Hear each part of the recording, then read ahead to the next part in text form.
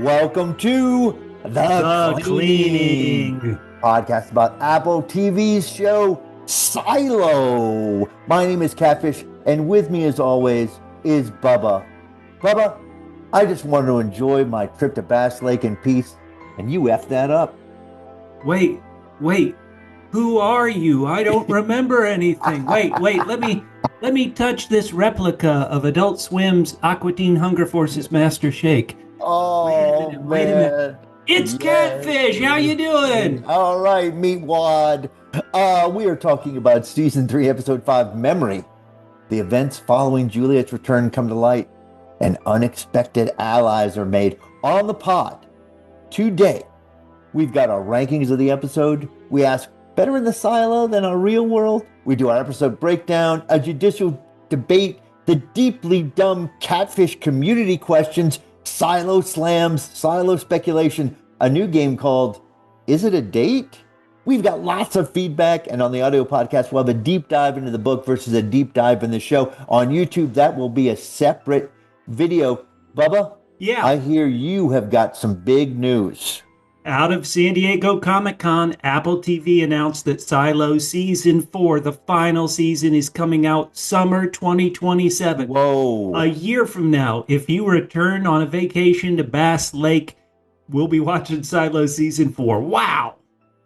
Wow. All right. Well, that is great, Bubba. That means that, holy cow, this is wrapping up, and it really does feel like the season is super ramping up. Please. So, Bubba, Yeah.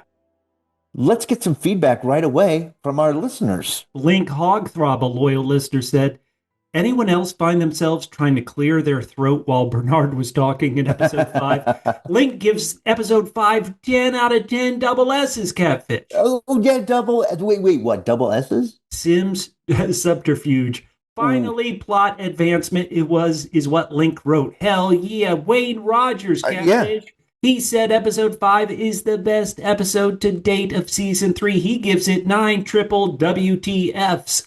WTFs? Yeah, well, we all know WTF stands for Writers Took Forever. When they finally wrote tantalizing fiction. Oh, love it. Oh, wow. Wayne. I always thought it stood for something else. Now I know. And Gen X Cat Mom says 10 out of 10 double Ds. Double D's. Double dealing. OMG, finally some answers and movement. Common's best acting in the entire series. His mic drop line. This was the outstanding Tim Robbins doing what he does best. Regina's huge cat. Why can't they all be this good, Bubba? Well, Catfish, we talked in last week's podcast about how the first 4 episodes of season 3 had really divided the Silo fan base. In San Diego Comic-Con, there's a big panel hosted by Josh Horowitz of the Happy, Sad, Confused podcast. He's throwing Rebecca Ferguson a softball question. He's like, actress Rebecca, you've been in some of the most iconic films, but Silo, there's something about Silo, isn't there? What do you get from the fans? What do they want to know? Talk to me about how it's been received from you. Instead of being like, yeah, the fans love it, they want to know the mysteries, Rebecca Ferguson was like, I don't like reading the comments under YouTube clips. And I started doing it and going down the rabbit hole. And I'm like, oh, F off. Memory drugs are what they write. And they're like, losing memory. What a stupid idea. And I was like, oh my, for God's sakes, watch 3 episodes in. It's better than that. I'm happy we've passed that. It's more intelligent than losing memory. So even Rebecca Ferguson has heard of the frustration of the fans. Episode 5, from the feedback we read so far, feels like fans are turning around on this season. Hopefully. I hope so, Bubba. I mean, I was already cool with the memory loss in episode 2.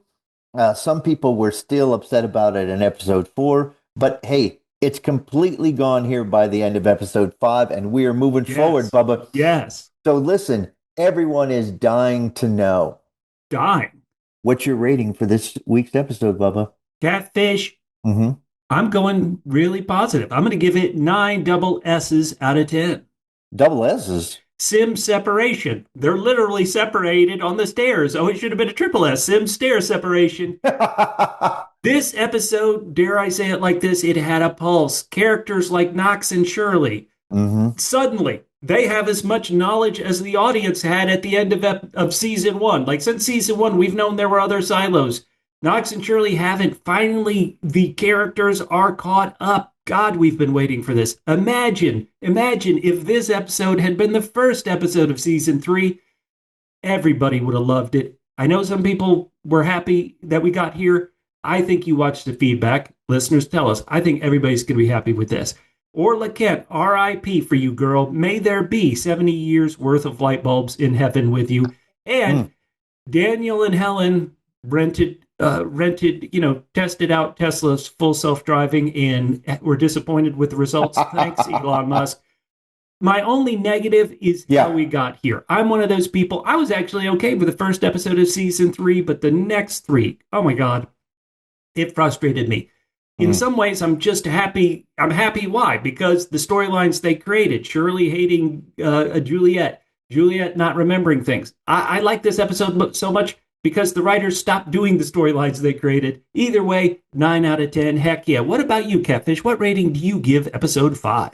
Bubba, I have got to give this episode 10 out of 10, as we all know as quintuple C's. Quintuple C's? What? Yeah, absolutely. That is common crushing Catfish's caustic commentary. Whoa! I mean, he comes right out of the gate with the "how the F do you think?" Yes. And then Bubba, I swear, he straight out carries most of the scenes he's in, with the exception of Tim Robbins. Yes. He is stellar here with a wide variety of emotions. His character obviously was orchestrating Juliette being named mayor, but Bubba. Yeah. And he's taking some chances here. I mean, he leans on the cat lady, dealing with another dude to make Juliette badges. He's hooking up with the revolutionaries. I mean, he is really taking some chances here. And his performance was so good, Bubba. I need a straight up Game of Thrones shame walk. Just one shame is not enough. Wow. I need to walk through. Let's do it a whole 15 minutes of shaming me. All right, Bubba. Yeah. We got a lot of backstory, aka previously in the silo, that you haven't seen, but it's all excellent, helped by Tim Robbins' performance. And then we found out that the word critical and critical supplies is especially relevant. Bubba, Juliette Remembering gave me a genuine shiver in this, the way they did it. Wow. And Bubba, this show, we're in the third season of this show, and how many years in? Not just 3. We're more than 3 years in. Bubba, how could this show have been any better, been any more timelier? The huge villain of this show, AI. This show is feeling the pulse. It's just like The Boys. They thought of stuff 2 years ago that they thought was too ridiculous, and now they're like, how the heck did real life overtake what we thought was ridiculous? AI, Bubba, they're really dealing with dunking on AI, which is appropriate. Listeners, Catfish and I have rated this episode high. If you've rated it high, we want to hear from you. We give it to you honest. When we gave the show tough reviews earlier, we were honest. We want to hear your honest thoughts. If you're still frustrated, go down in those comments and let us know. If you're listening to the audio podcast, hey, reach out to us on social media at PHQ. On YouTube, once again, give us a like, subscribe, comment. We are about 750 subscribers away from 12,000. Hello. Wow. Please join us. We want you in this. And that's an interesting way of saying we have 11,250 subscribers, Bubba. But I like your glass quarter full. Wait, what? Man, you're still on vacation, apparently. All right, hey. Bubba, that means we're only 3,750 away from 15,000 subscribers. There you go. Hell yeah. All right, well, let's get to the podcast that a certain number over 11,000 enjoy. And it's better in the silo or worse in the silo compared to our real life in 2026. Just based on this episode, Based Bubba. on this episode, your 10 out of 10 episode. So obviously you loved it so much, you must think it's better in the silo. Let's hear it. What do you think? Absolutely, it's better in the silo. What? Do you see how horribly burned Bernard was? Yeah. And yet his level of medical care is clearly better, not only than in our present world, but in the present day of the silo, where you have a small accident, you go into the hospital, and you come out with all your memories erased. Man, that's upsetting me. Nurse Amy, get him. Okay, sure. I can't believe that this season showed you that the silo will take your memories. It'll kill everybody in the silo if they don't behave, and you think it's better in the silo. What did Absolutely. the episode show us? That if you have a car that drives itself, it's dangerous and deadly. So it's better in the silo. They don't have Waymos there. There you go. All right, Bubba.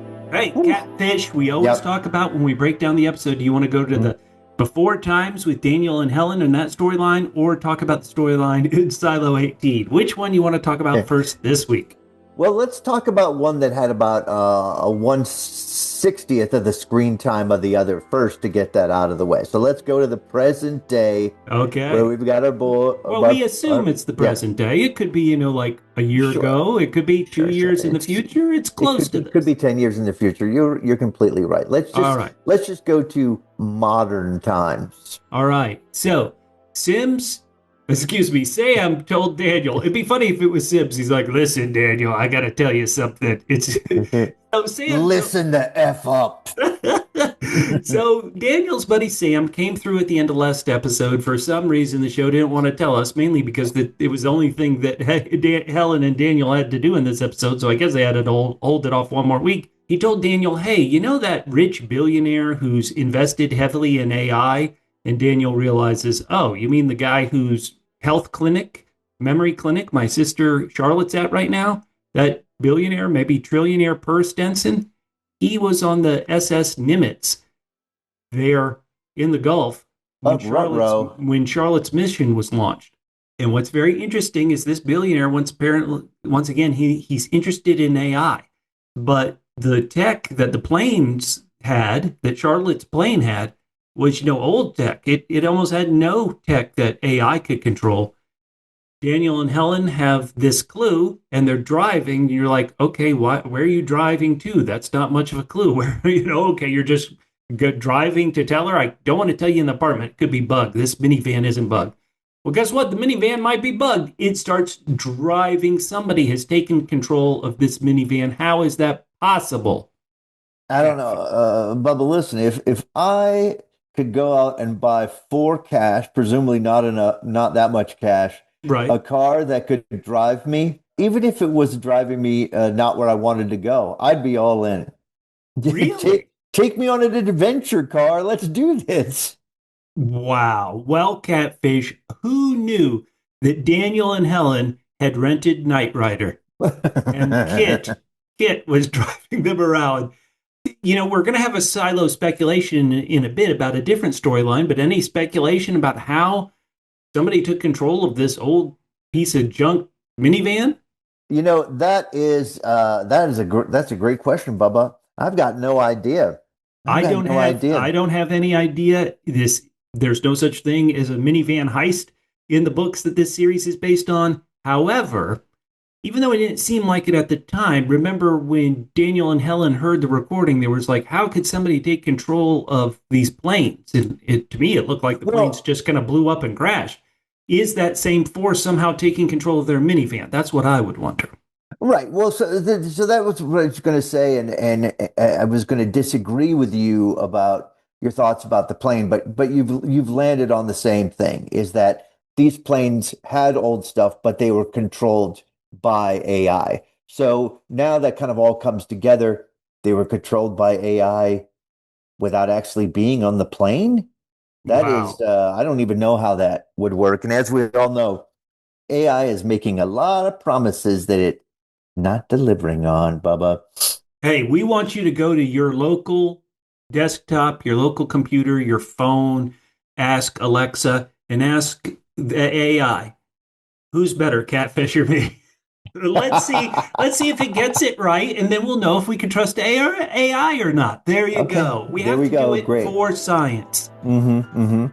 Do you want to play a game, or are you ready to dive into this big episode for Silo 18?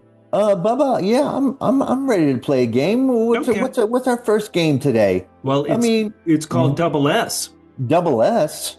Silo Slam. That's where you, Catfish, the crown prince of slams, look at an episode and figures out which ice cold diss was the most brutal takedown. So, Catfish, what are the options in episode 5? Oh my God. Well, first of all, right near the beginning of the episode, it's Sim's Yep. first lines when Jules says, "How did you end up down here?" And Sim says to her, "How the F do you think?"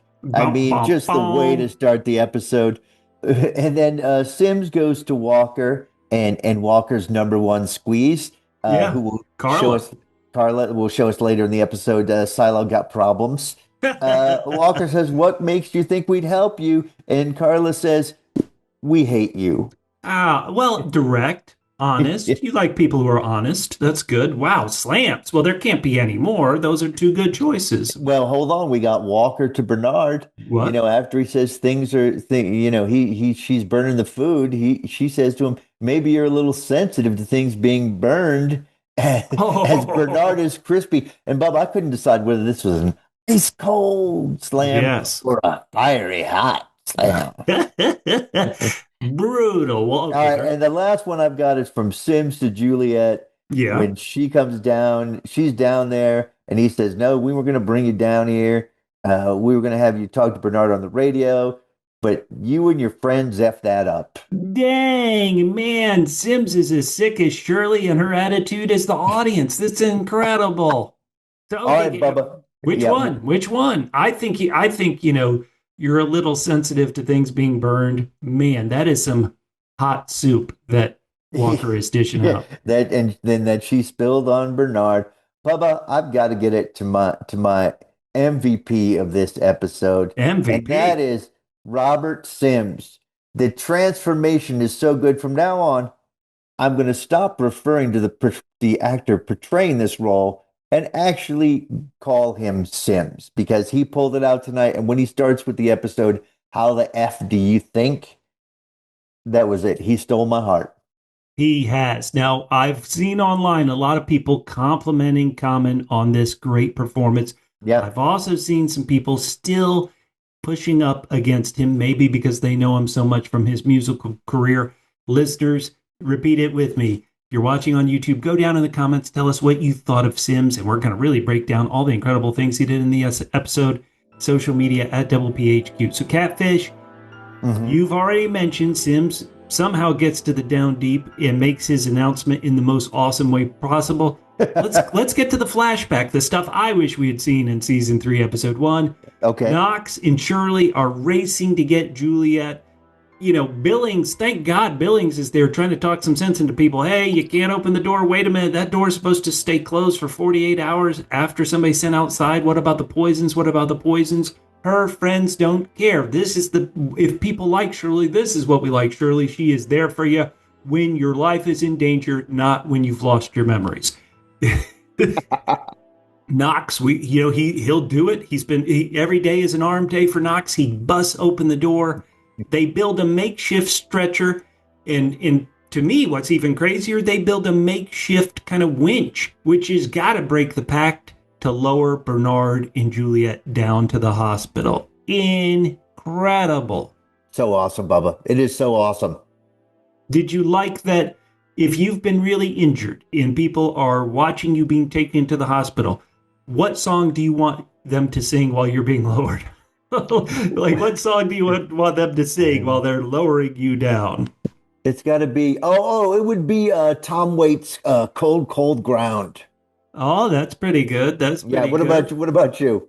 How about the Pixies? Here comes your man, Okay. dude. All right. Okay. Listeners, do you have a song you want to hear as if you've been roasted in the antechamber of the silo and lowered down? Lower down. That's it. We Lower also down. see we also see now this was my prediction based on the episode description. We see Sims immediately after the algorithm has kicked his ass out of the vault. Oh, and he's walking. I mean, he is stung. You can see it. Once again, shout out to Common's acting. He is like tough. And there's Anthony's like, "Hey, Dad," and Sims is talking to his son, but he's really talking to himself. Everything's okay. Now we're going to find a safe place for you and me. Incredible. I loved No, it. Sims he Jr., does. Anthony, good work. Yeah. Yeah. Yeah. Just fabulous. And do you like when husbands and wives keep secrets. Camille finally comes home, and Robert's like, "Hey, what happened up in the vault after I got kicked out?" And she immediately, her lips are sealed. Whoa, I can't talk about that. Ouch. What's interesting is that this character could have done everything he is doing, Right? uh, just out of spite. Yeah. First being sidelined by Bernard, and Oh then yeah. being sidelined by Camille. But that is clearly not what is happening here. He has become a force for good and justice in this world. Camille says, she can't tell him anything, but she says there are three threats: Bernard, Juliette, Lucas. And she even ranks them like, hey, it's Casey Kasem with the top three threats. Coming in at number 3, the least threatening, Lucas. Bubba, why are you saying that? You just know Camille's doing her own version of Who's the Worst. Hey, we've put out some videos about Babylon Berlin. Subscribe and check those out too. That's great. Rob Sims is still in his mode, the thing he's been his whole life. He hears that IT talk about problems. He's like, "Are you asking me to take care of it?" And Camille, being so tight-lipped, she can't even say yes. She says, "I'm saying there's a problem." I know things that can threaten the silo. And then Rob, is he butthurt or is he honest? He's like, "Oh, they know things that I can't know." Mm, mm, mm. Well, I think it's both. Again, he's not been trusted by anybody. Nobody. And so he's suspicious. Also, it's like, yeah, no, I forgot to say. I mean, he got rejected by I can't believe I left out the most important part. Being rejected by Bernard, Camille, and then what supposedly should be a very correctly unbiased observer, which is the algorithm, also rejected by all three. Right. It's just a science, it's just literally ones and zeros. It's a digital creation. So you have an unbiased opinion. What do you think? Oh, you want me out and to never speak to you again. Fair enough. Man, rejection hurts. And sadly, I can know that from experience. Sims talks to the doctor, and the doctor, these people, they know the talking points. Bernard and Juliette went outside. The one thing you're not allowed to say, "I want to go outside." The doctor is saying, "I don't think a traditional burial would be safe. They'd have to be wrapped in plastic, and the inhabitants of the silo can breathe in that plastic as it's burned in the incinerator." Did you believe his acting when he told the doctor, "So let's hope they live"? He goes in, he immediately takes Bernard's mask off. He is like, "Bernard, you treated me like crap. You're out first." Sims here is following the instructions by wrapping Bernard very, very tightly and extra thick. He gets the extra thick wrap. Why did Sims revert himself? He's killed him. He's going to suffocate him wrapped in saran wrap. And then, it didn't feel like it was even 20 seconds later. He reverts exactly what he just did, and he cuts open a breathing hole for Bernard. Why did he do it? Why do you think he did? Well, I mean, I think he's just listen. If people kept telling you there's stuff that you can't know, if someone tells you the stuff you can't know is that they can kill us whenever they want, then Whoa. maybe you'd like to hear a little bit more. Trust me, I went to reporter Helen and I went, "Hey, there's stuff that you know that I don't know. What's your phone number?" And she's like, "I'm sorry, I'm on assignment." Well, I mean, are you sure that's what you said? I thought she just said, "This is not a date." Wait, were you there? How did you know she said that? All right, so Sims has decided he's going to save Bernard, and he goes to a dude. I apologize, I don't recognize this dude if we've seen him before. We later find out that dude is going to be the best campaign secretary anybody's ever had. He literally gets a candidate passed out and dying to win an election. So that dude, incredible Super work. smart. It was so when he's like, "I've got a plan," and then that plan was to make her mayor. I mean, Yep. Sims is just operating on all cylinders here, even though he's taken wild, wild chances. Now, hey, you didn't include this in your Silo Slam. Carla, Yeah. we see what she thinks of Walker's living arrangement. She's like, I'm not going to sleep in this S-hole. Dang, dang, Walker, clean up if you got your boo coming over for a booty call. Come on, Walker. All right. All right. Listen, hey, I bet she still got some. Now, Sims comes in. When you're in the down deep, who do you want to talk to? Probably you do want to talk to Walker. You want to get things done. He's like, I need help. You help me keep this bozo alive. If you don't, your good buddy Juliette goes bye bye. Fair trade? You think this is fair deal that Walker and Carla accept from Sims? Absolutely. Again, this feels chancier for Sims than for them. I mean, they know him as pretty much the head of the Stone Cold Killers, Yeah. but still risky for him. He's going to bring in a lot of people by the time this episode's over that I'm like, I don't trust those guys myself. No. Okay, so they make this deal. And Carla asks a smart question. Hey, how do we ensure your wife isn't killing Juliet as we make the deal?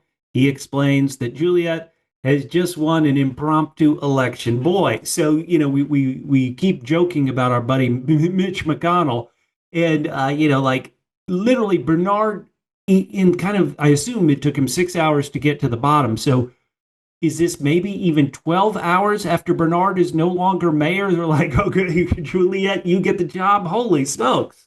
Hey, listen, she came back. Presumably, she's got answers. It makes sense. Although this is clearly what do we call this?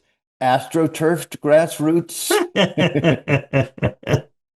Bernard, who for his whole life has been keeping secrets, he is spilling secrets down deep. Why in the Absolutely. world? He's telling Walker, hey, yeah, there are other silos. Now she knows. And she's like, hey, you can reach them. What's this radio thing? Yeah, they use different channels, as we call them. Holy smokes.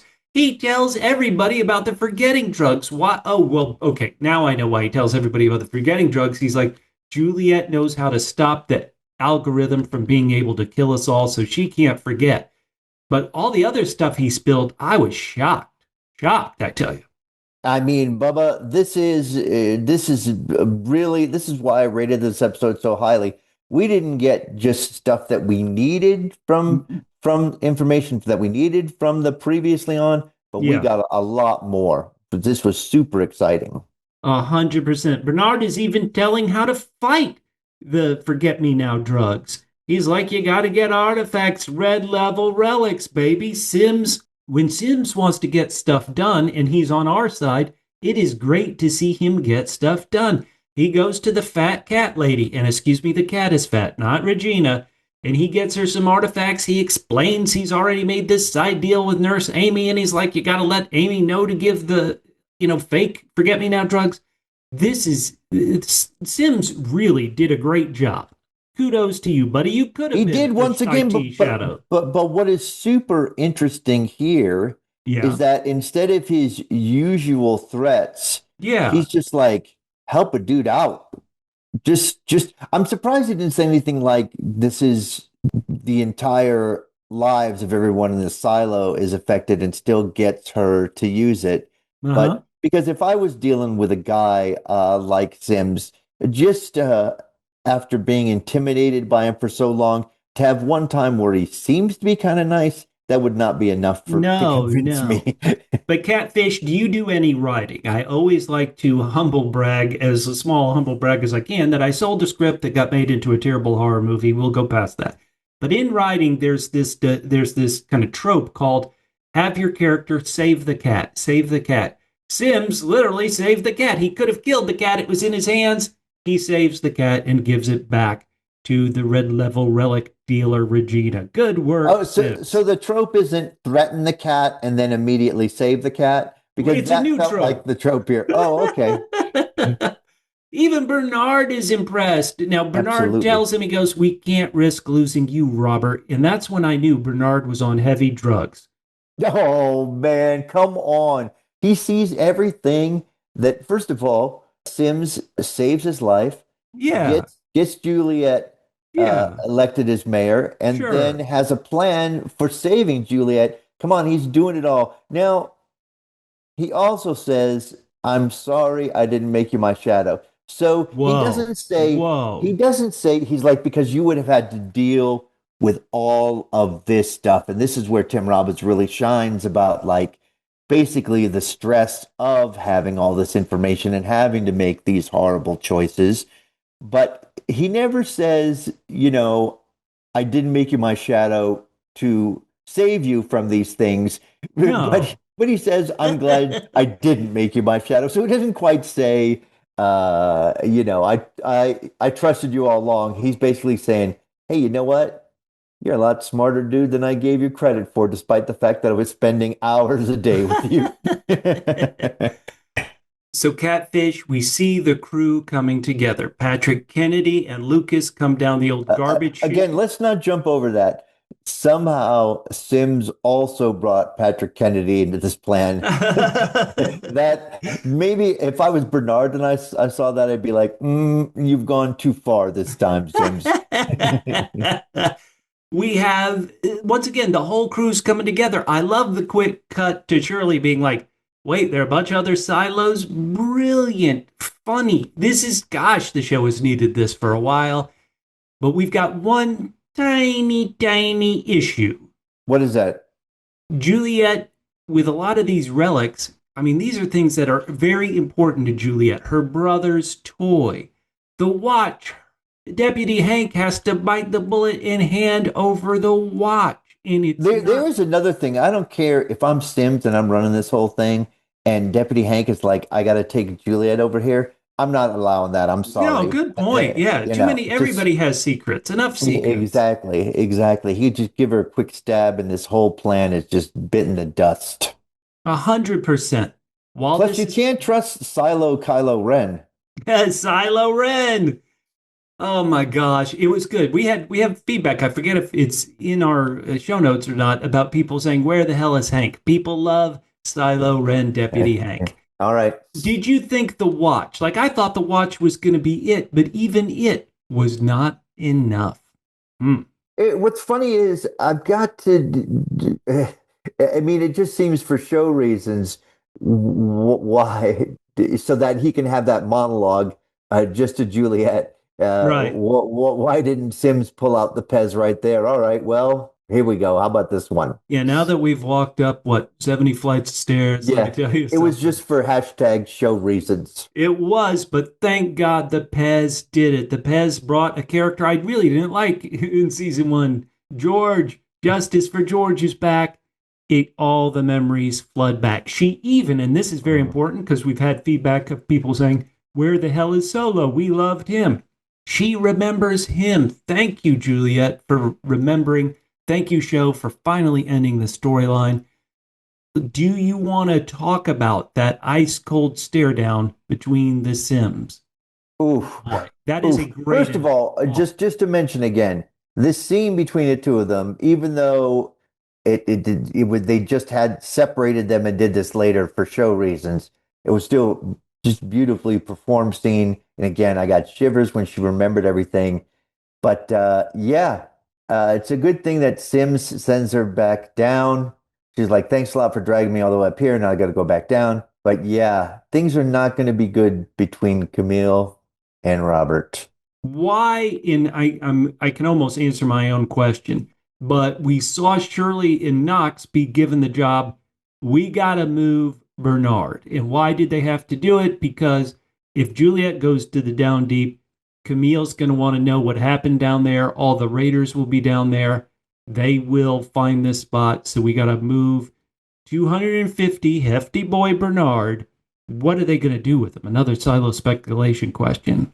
And how can you move him? How is he going to go up? I mean, okay, he's out of the down deep, but where can you hide him? In the That's a great incinerator? question. You're forgetting the part that he gave explicit permission for him to be dropped. Well, Yeah, I thought he might say, look, I understand if you're going to, make this a bumpy ride, but for right. him to say, I understand if you completely drop me, I was like, That's a little bit too much understanding. I would, you know what? No, let's do it. Let's drop him. The judicial raiders will never search in the water down there.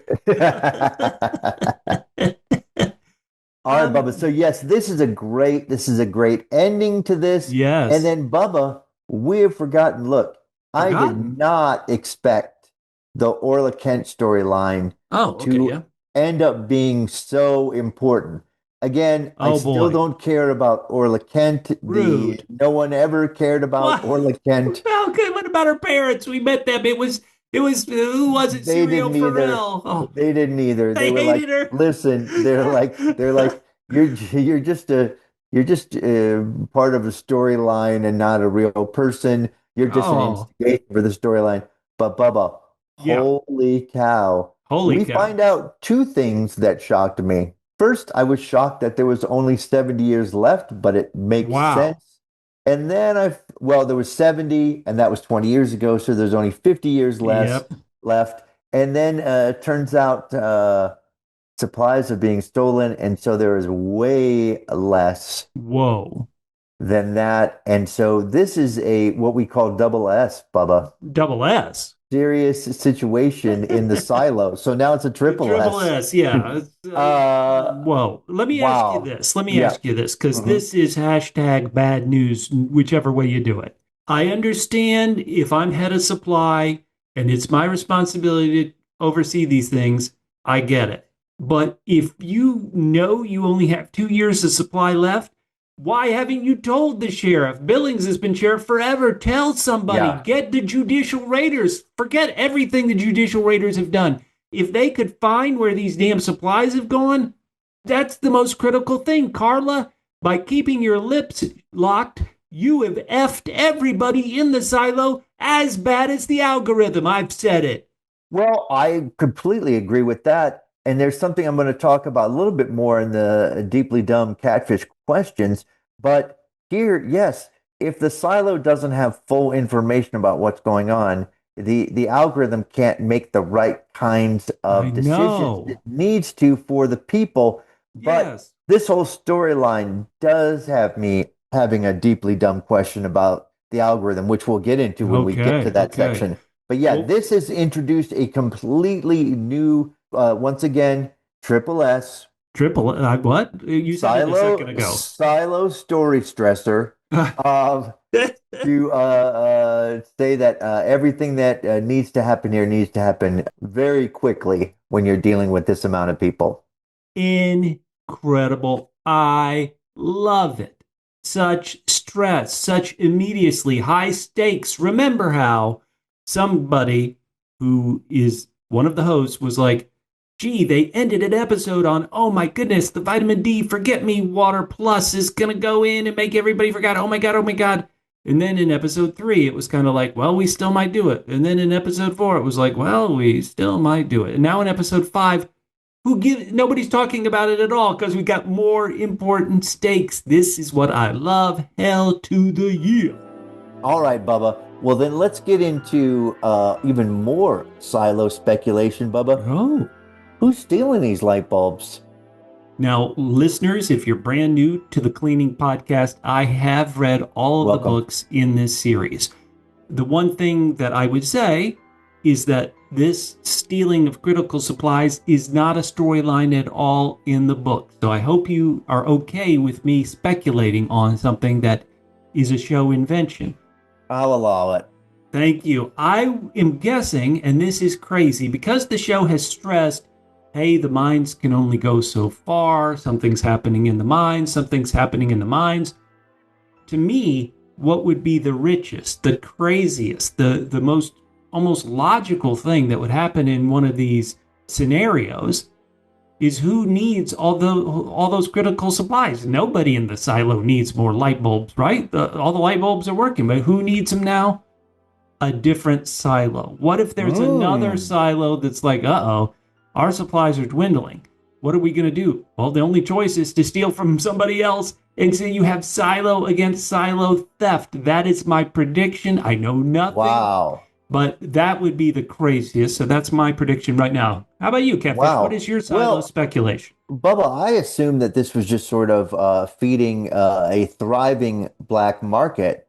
Um, Okay. but this is beautiful. I guess my speculation is that by the end of this season, Bernard, Sims, and Juliet are going to be leading an expedition to another silo. Oh, wow. Wow. That is good speculation, too.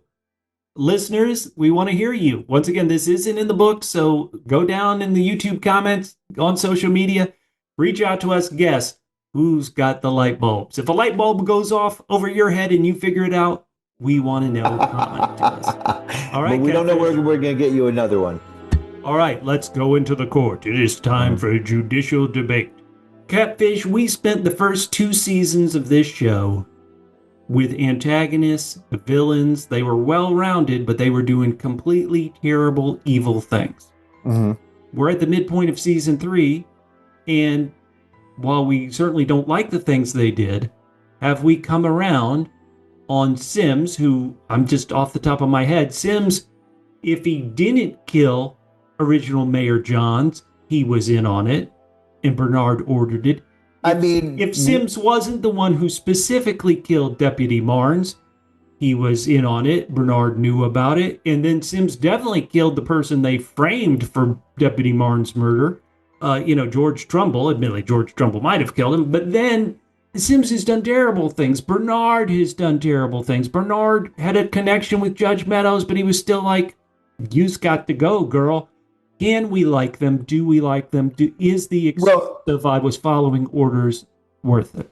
Well, I thought when Sims was like, I have something to tell you, Juliet, it wasn't going to be, here's your Pez I've been holding on to for all these levels. I thought it was, I bumped off George personally, and God knows what that would have done to her. Yeah. Well, she did see the video where George kind of knew he was screwed and caused his own unlifing. But yeah, no.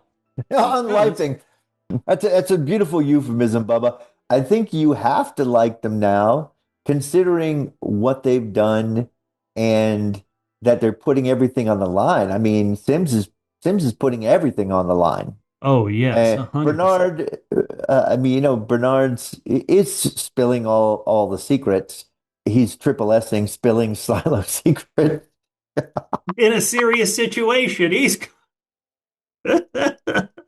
Quintuple S. There we go. All right, so yeah, I mean, you gotta like them now. They're team Juliet. That is, if you still think, what's interesting is what I wanted to talk about is something that we had talked about in the previous 2 seasons, but not in this season. Is should we really want Juliet to succeed, great considering everything that's out there, how bad it is? Do we really want her to succeed? What is the more important thing, to be able to live a free life, or to be sort of taken care of in the best possible way, with someone kind of guiding a civilization that is not growing or can make its own choices, but is as safe as possible? But that situation's completely changed now, because they're no longer safe in the silo. So now, considering this new information, Juliet isn't a villain. And in fact, had there been a Juliet 50 years from now, even if they had all their supplies, they would not have been a villain either, because the silo is running out. These are great questions. Great questions. I want our listeners, we ask you guys all the time because we really want you to be the third voice on this podcast. I wonder about this, Catfish. It seems like the algorithm must have a belief or a foundation. I guess a computer can't have a belief that the silo has to be run this way or everybody's going to die. Like, it wants to keep them in, and it's like, this is the way we manipulate them to keep them in. If it's right, is everything we do, even though it's enlightenment, getting human beings to be educated? Oh boy, these are great. This is the kind of question, when the show is good, it makes you want to ask. All right, Bubba. Well, we can't get away from you answering the question, because everyone wants to know whether Sims and Bernard is in your pantheon of heroes now. They're going to have to do some more. Let's put it that way. They've got to do some more rather than just I was following orders. And they're getting there, but I want more from both of them. That's what All I'm right, Bubba. That means we're going to move right to the double D's, triple K's. well, double D's, huh? What? It's the deeply dumb catfish community questions. And Thomas Rafferty made a comment. He said, "How is deeply dumb catfish community questions double D triple C's? Question starts with a Q." Huh. And I said, "Not if you spell it with a C." And to prove that point, today I'm spelling all three words catfish community questions with a K because, like the silo, we make our own rules, and that's our algorithm. So let's get to, only have two deeply dumb catfish questions today. Sure. Okay. So the artifacts they're hiding from people. They're like, the algorithm's got to hide these artifacts. Otherwise, they'll remember their past, right?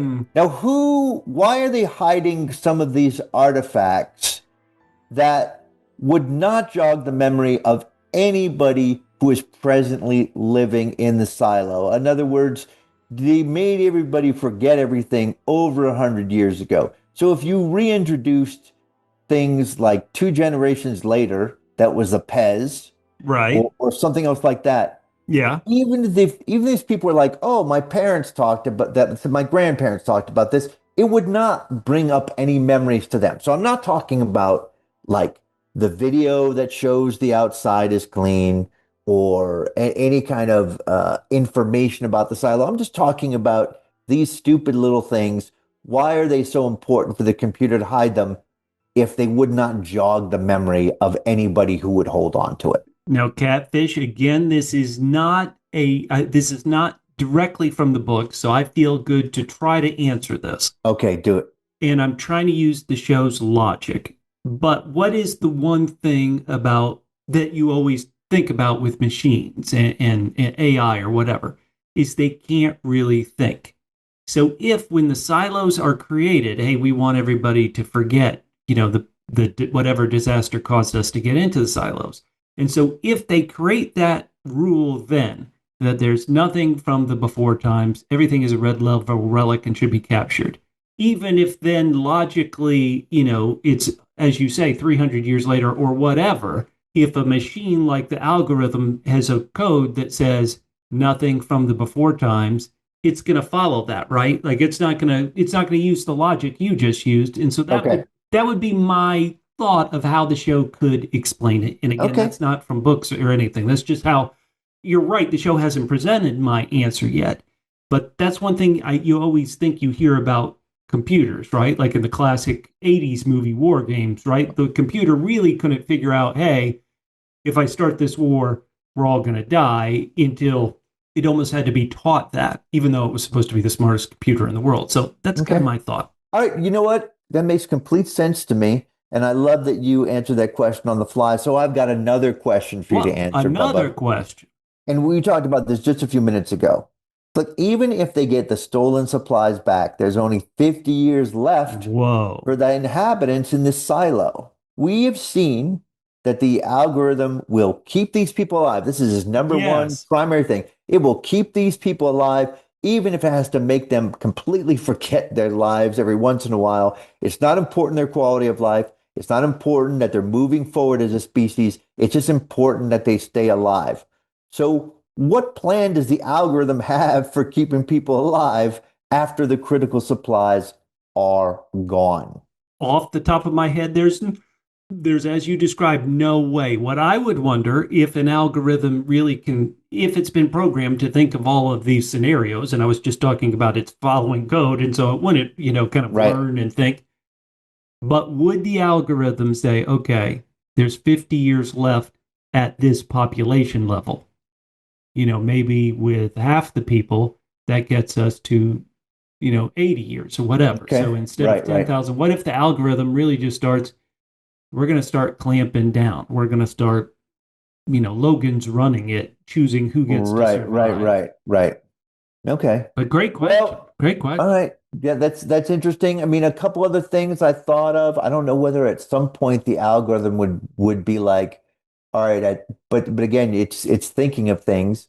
Maybe it was told, look, you just got to keep them as alive as possible and then send them outside and hope they survive. I don't know Mm, whether mm, whether an algorithm would be smart enough to say, all right, well, I'm in touch with the other silos.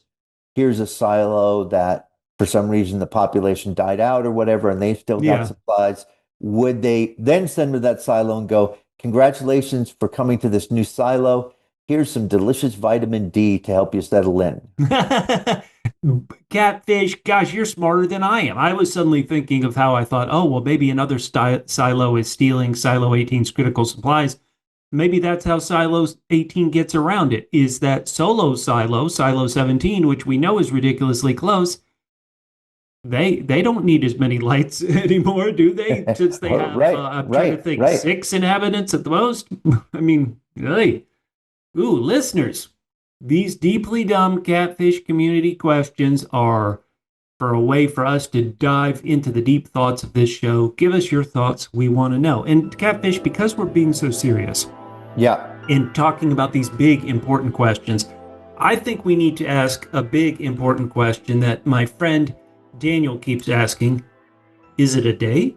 Oh, yeah. Let's get to it. You know, it's surprising because we don't really have much from Surprising. them this time, Oh. but so last week we had a few. Mm-hmm. So this week we've only got one question, Bubba, whether it's a date. Sure. So if you could read the question, I think I've got the answer. Okay, if you are in a minivan that suddenly has remote driving capability of a Cybertruck, is that a date? Bubba, it's Yeah. not a date. What? Because if you're in anything resembling a Cybertruck, you're involuntarily celibate. Oh my gosh, there goes our sponsorship from Cybertrucks. You know what? Because we had so little from them, how about Yeah. we do a double S? Is it a date? Double S. Silo Sweetie. So I'm going to pair myself with a Silo Oh, Sweetie, and you God. tell me if it's a date. So what about me and lovely reporter Helen? No, no chance. Not a Wait, date. what? Wait, what? How about why wouldn't she date an ugly loser who makes stupid podcasts? Give me one reason why. Yeah, you know what? I'm Yeah, sorry. I was just being spiteful. You're thank you. definitely right. The way you describe yourself, you sound like a very attractive prospect. And also, Well, hold on. She she doesn't loves like pictures. she. She loves pictures on the wall, and you've got a lot of pictures in your office. Thank you Definitely so sorry. much. It's a date, Bubba. Thank you. I was about to say she doesn't like successful congressmen. So what's the antithesis of someone who's a big success? Me. All right. What about me and my Silo Sweetie, evil nurse Amy? We're going there. She's filling me up with delicious vitamin D plus. Is would that be a date? I mean, you're definitely going to think it's a date Oh until you no! wake up Oh 18 no! hours Oh later no! and she roofied you and just took all your money. What about my last week's Silo Sweetie, evil Glenda Harwood, who's filling in for R.I.P. Orla? Me and Glenda. Is it a date? I mean, sure, I've got to say, she does seem pretty desperate. So I'm going to say that's a date, Bubba. Finally, hurtful, hurtful. You know who's not hurtful is our wonderful Double L loyal listeners and I love it. Catfish. We respect them. Let's get to their feedback. Let's get to their feedback. Tobe Wilson Network said, Probably Toby. Catfish, I want you to imagine there's a silo of just Cajun people. Oh my God, a whole damn silo of just Cajun people? Oh man, we have great team. We've been making the beans and rice. Have big Gotta get, fun in the silo. I gotta go. You know what? We got to have someone with the okra cart. Because they got to Right. drive by. We got to get our fresh vegetables. Yes. Oh man, a silo of just Cajun people would be amazing, All right, Bubba. hold on. I'm trying to do it. Me, oh my, gotta go on the silo. Son of a gun, have big fun in the silo. Heck yeah, heck yeah. All right, Catfish. Go Tigers. Go dog. All right, Ella Feel the Pop says, Yeah. Catfish is a fool. I Whoa. appreciated the Hall and Oates mega mix. It's a triple D. Triple D. Don't doubt Dateline. If Dateline has taught us nothing else, it's as always the boyfriend husband, R.I.P. Orla. R.I.P. Orla. Official Ant-Man gave us the feedback. Do we need to spend half the episode walking up and down the stairs? Well, that was because someone last week complained Right. that people were getting around too fast. This is the same problem we had in Game of Thrones. Right. It's like we can either be realistic or we can have a show that moves.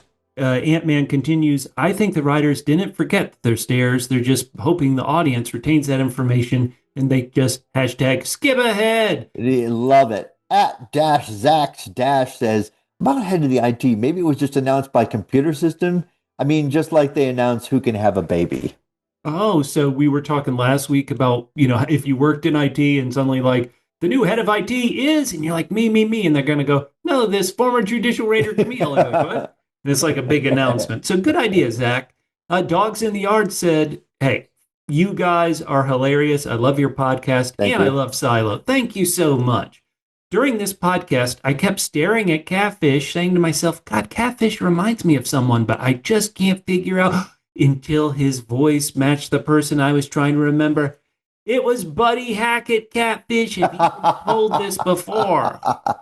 Bubba, not until I was about 30 years old and put on some pounds. But Bubba, Whoa. I probably every 6 months somebody tells me that I look like Buddy Hackett. And someone just the other day was like, oh man, you should be in the Buddy Hackett story. I guess if they're going to do Buddy Hackett after he was famous and he was doing dirty stand-up shows on HBO, Oh, yeah. then yes, I could be the older in the Buddy Hackett story. So once you turned 30, people said you look like Buddy Hackett. So just last year, that's crazy. Okay, yeah, so exactly. Damien Leo gave us this feedback. Camille Sim's story that Juliette spent time outside in the safety hut didn't make any sense. I think there should be another uprising. Juliette came back with more questions than answers. Who cares if she's mayor? Riot is what Damien Leo is saying. Heck yeah. Well, I wonder what Damien thinks. We had a lot of movement this episode. We and did. Bubba, here is where I'm going to have to face my double S. Double S? Yeah, Sim's shame. We got some feedback from some of the jokes we made last week, and Ms. Carlene says, you guys are so funny. I think the Sims are going to have to take each other out. Oh, my goodness. Whoa. You know what? Right there, we saw the Sims stare off today. We did. So sometimes I'm like, get on with it. In this particular case, the stare between husband and wife, that was enough.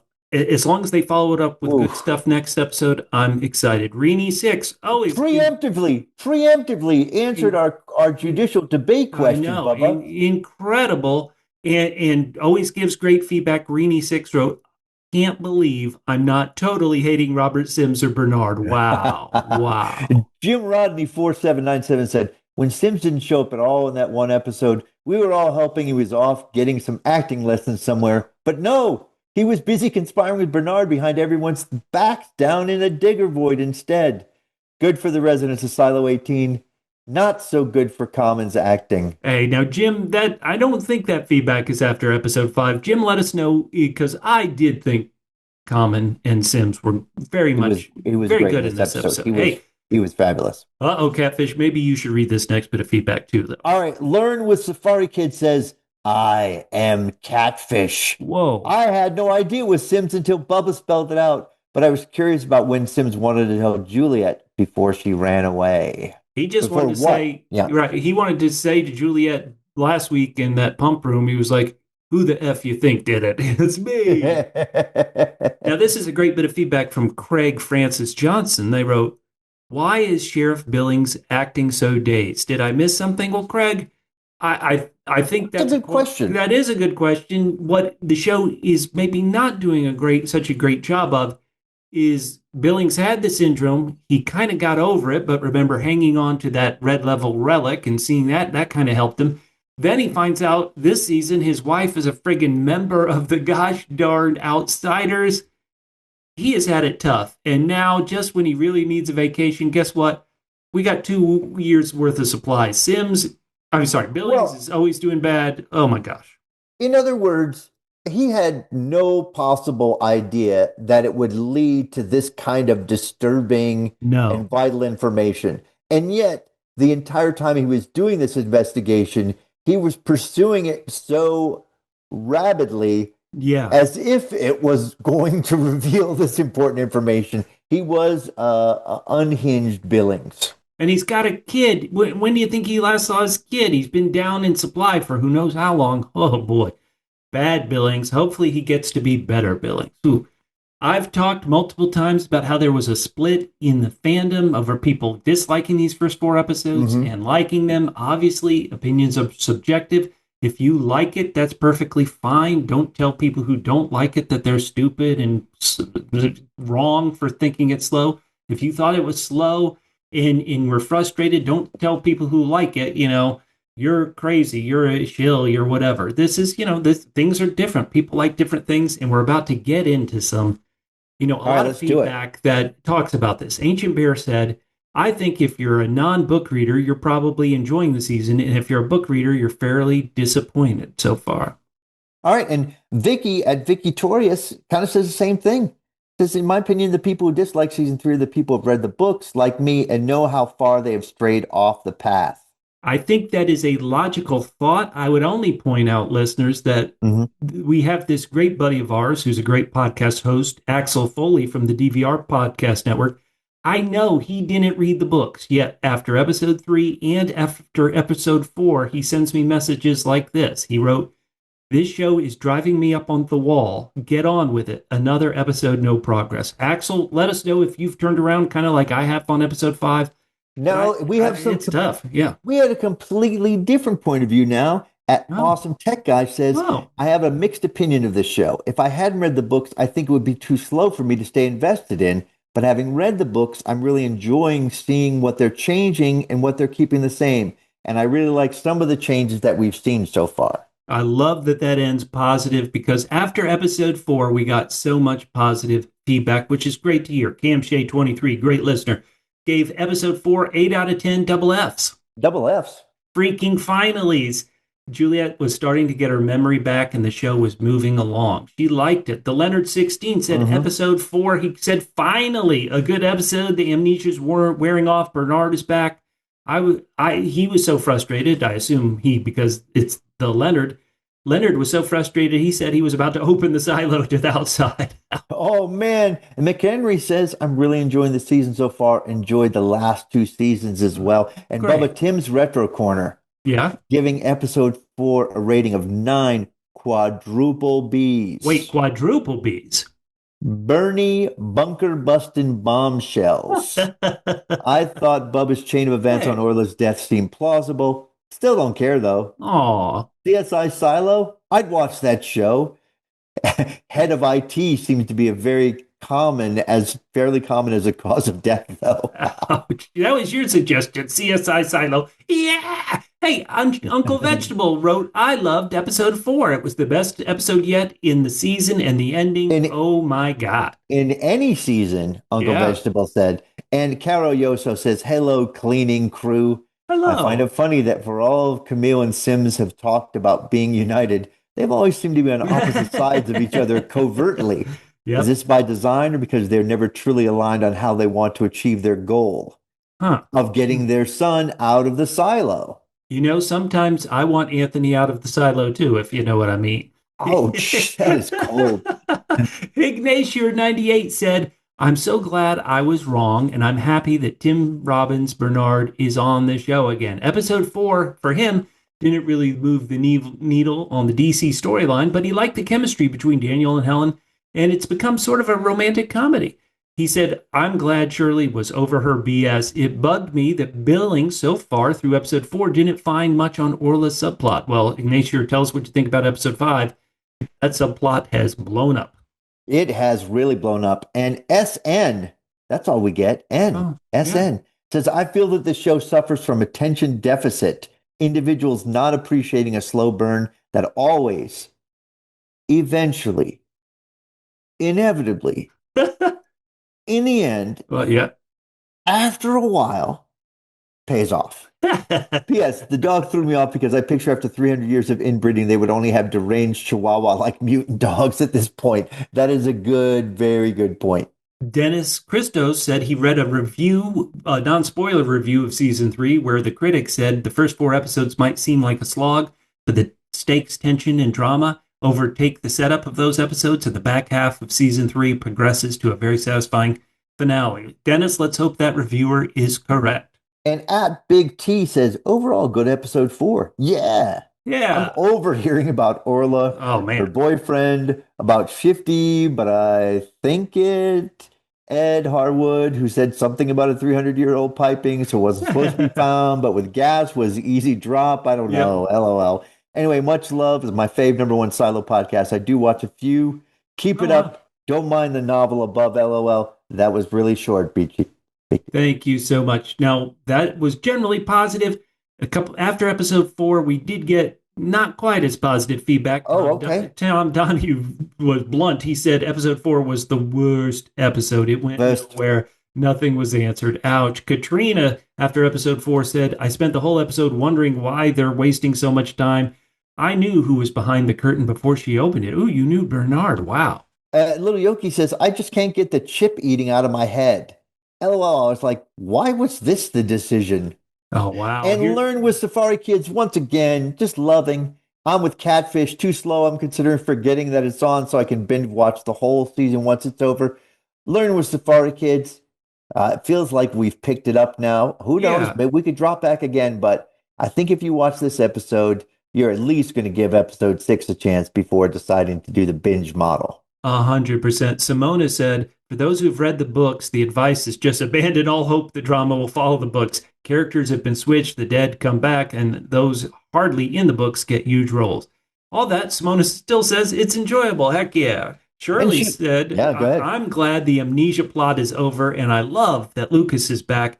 But another murder mystery of Orla Kent to slow the Silo 18 plot is insulting. I'll continue to watch, but it's very disappointing. Shirley, I know you give great feedback. Tell us what you thought after episode 5. All right, and Zombie Italian says, I'm going to give this another 7 out of 10. Oi. Oh, I no. do think that Juliet's memory should be where it is now on episode 2, not episode 5, 6. This is as I feared of memory drips throughout most of the season, but we're getting there. This is why I haven't given over a 7 yet. The Okay. before times is definitely a drag. I still am enjoying this series, but it just feels like a setup season. And Champion said, You guys on the podcast are great. You're Good knowledgeable point. and Good point. entertaining. Thank you Good so point. much. Good point. But they wrote the season's too cerebral. There's not enough deliberate, well plotted hidden clues to figure out and discuss. They should have released the whole season at once rather than risk losing a large part of their audience. Let's hope everybody likes episode 5. If you didn't, tell us, but I'm hoping we're all back on the Silo train. And Bubba, we will be back next week for episode 6 called The Drive. Ooh. Billings and Hank stumble on a new mystery. Daniel and Helen receive a surprising proposition. Hey, if you guys want to reach out to me, I'm Catfish. You can hit me up on Instagram and Blue Sky at G to the man. That's GETOTHEMAN. My name's Bubba. You can find me on social media at FittenTrim, FITTENTRIM, at FittenTrim on social media. And we will talk to you next week on The Cleaning. Oh, I feel terrible, Catfish. I didn't hear you all podcast long. Did your mic work? You wish.